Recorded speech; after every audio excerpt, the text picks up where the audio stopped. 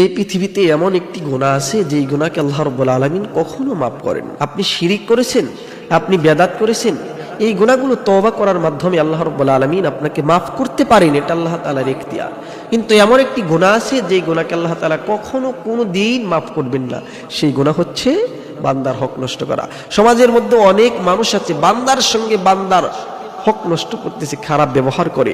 আপনি কথা দিয়ে একজন মানুষকে আঘাত দিচ্ছেন, আপনি টাকা মেরে খাচ্ছেন, আপনি কি জানেন বান্দার হক যে আপনি নষ্ট করছেন?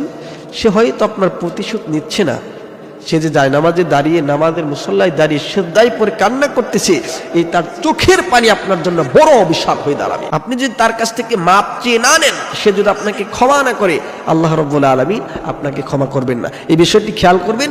বান্দার হক নষ্ট করে আপনি মক্কা মদিনার ইমাম সাহেবও যদি হন, আল্লাহ রাব্বুল আলামিন আপনাকে কোনোদিন কখনো মাফ করবেন না। এজন্য বান্দার হক এমন একটি হক, এই গুণ আল্লাহ তাআলা কখনো কোনোদিন মাফ করেন না।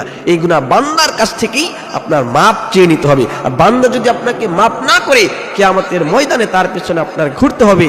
আল্লাহ রাব্বুল আলামিন আপনাকে সেদিনও মাফ করবেন না, আপনাকে জাহান্নামের মেহমান হতে হবে। এজন্য বান্দার হক যারা নষ্ট করেছেন, করজোড়ে মিনতি জানায়, বান্দার কাছ থেকে জীবিত অবস্থায় মাফ চেয়ে নেন। আর সে যদি আপনাকে মাফ করে না দেয়, আপনার কপালটা কেমন ভাবে পড়বে আপনি তো ভেবে চিন্তে দেখেন নাই, আপনার জন্য জান্নাতটা হারাম হয়ে যাবে। এজন্য ভাইরা এবং প্রিয় বোনেরা, বান্দার হক কখনো নষ্ট করবেন না। আশা করি বিষয়টি বুঝতে পেরেছেন।